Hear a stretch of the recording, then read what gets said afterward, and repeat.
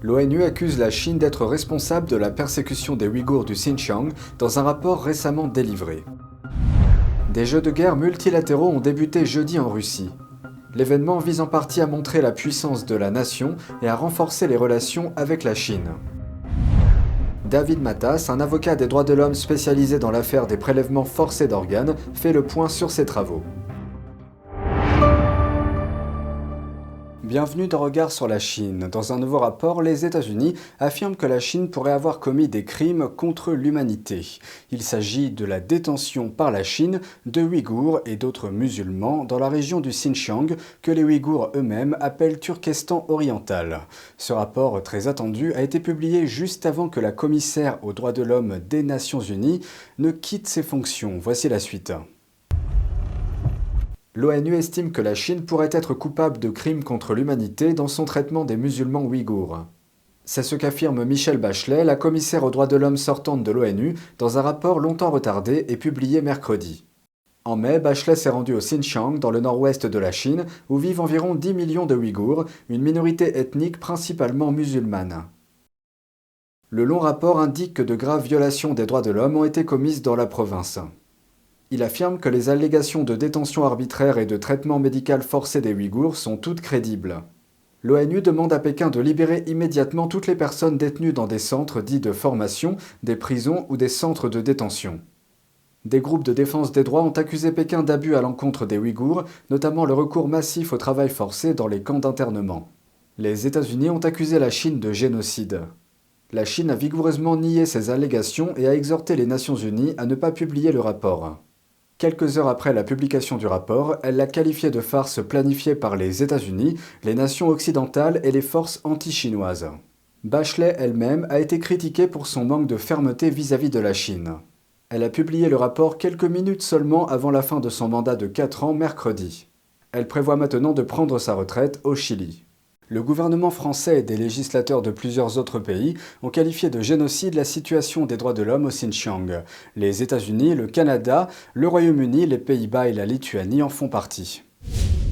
Taïwan affirme avoir abattu un drone civil non identifié au-dessus de l'une de ses îles à quelques kilomètres de la Chine continentale.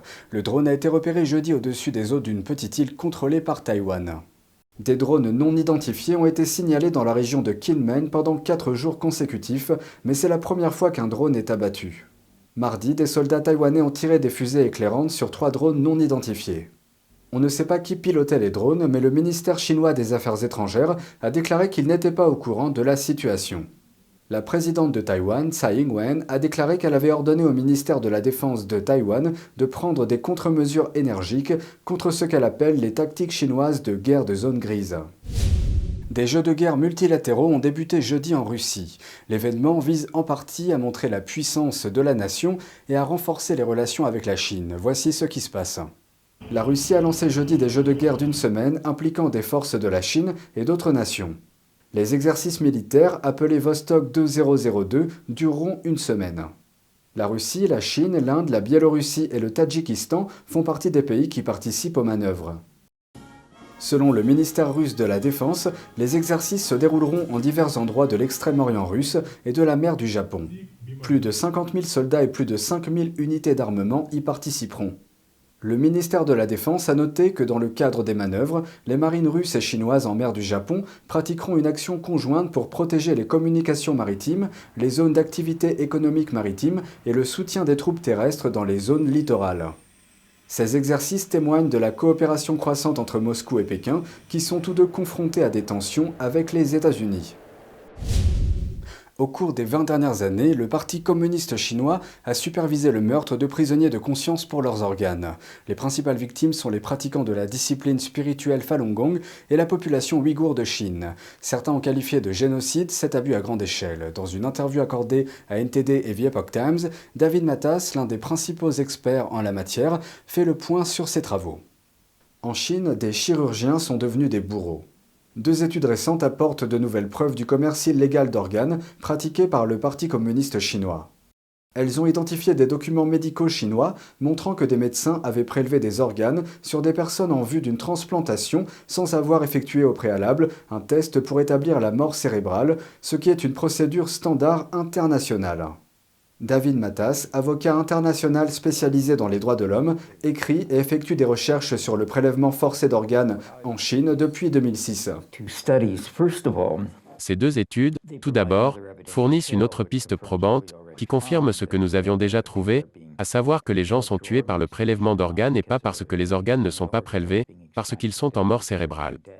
L'étude la plus récente a montré qu'une proportion importante des organes utilisés pour les transplantations en Chine continue d'être obtenue illégalement en dehors du système de registre officiel, même après 2015. C'est l'année où les autorités chinoises ont affirmé avoir cessé d'utiliser des organes provenant de prisonniers. Le sujet de l'abus des transplantations en Chine semble être, même dans la communauté médicale, peu connu.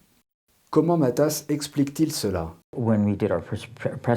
Lorsque nous avons donné notre première conférence de presse sur ce sujet en 2006, il s'agissait d'une nouvelle forme de mal sur la planète et les gens étaient habitués à entendre parler d'autres formes de massacres.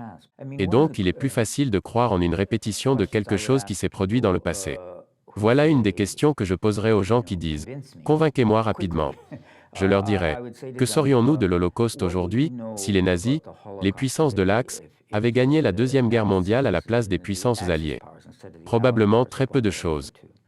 C'est cette situation. Je veux dire, évidemment, la Chine ne contrôle pas le monde entier, mais elle contrôle les sources, les informations, et ce n'est pas transparent. Mais si vous êtes un tant soit peu sceptique, lisez simplement les preuves.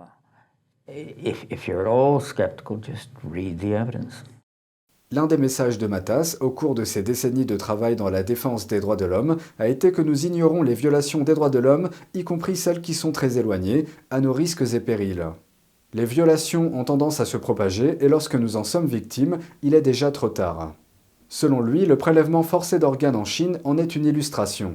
Cette pratique a été utilisée pour cibler différents groupes, dont le groupe spirituel Falun Gong et les Ouïghours, et son ampleur n'a cessé de croître. Il y a eu, depuis le début des années 2000, dans le cadre de l'approvisionnement massif en organes pris sur les Falun Gong, un appauvrissement intentionnel de la population du Falun Gong. Parce que le nombre de Falun Gong détenus au fil des ans ne remplaçait pas le nombre de personnes tuées par prélèvement d'organes. Les organes des Ouïghours du Xinjiang n'alimentent pas seulement la population du Xinjiang pour la transplantation. Ils alimentent la population dans toute la Chine et, bien sûr, dans le monde entier, car il y a beaucoup de touristes transplantés. Il s'agit donc d'un exemple très spécifique d'une violation des droits de l'homme qui se propage. Mais il y a aussi des endroits, comme à travers la nouvelle route de la soie, où cette culture chinoise de l'abus des transplantations d'organes se répand. Nous l'observons actuellement en Thaïlande et au Cambodge. En mars, le Parlement britannique a interdit le tourisme de transplantation. Un amendement au nouveau projet de loi sur la santé et les soins criminalise tout résident du Royaume-Uni qui se rend à l'étranger pour acheter un organe, y compris en Chine. Selon Matas, ce n'est pas suffisant. Il estime que le Royaume-Uni doit mettre en place un système de déclaration obligatoire pour que la loi soit efficace. Sinon, nous ne saurons pas combien de citoyens britanniques vont en Chine pour obtenir des organes. Le